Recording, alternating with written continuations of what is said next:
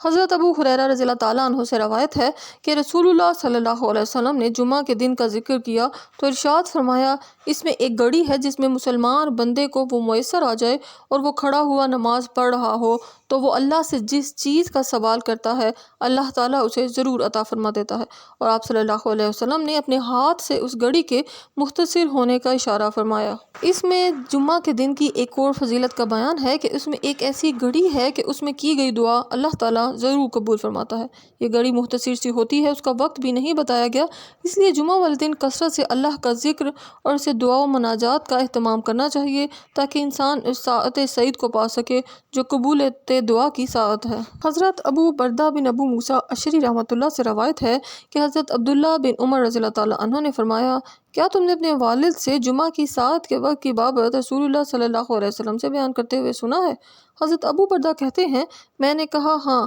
میں نے اپنے والد سے سنا، وہ فرما رہے تھے، میں نے رسول اللہ صلی اللہ علیہ وسلم کو فرماتے ہوئے سنا، وہ گھڑی امام کے منبر پر بیٹھنے سے نماز جمعہ کے ختم ہونے تک ہے۔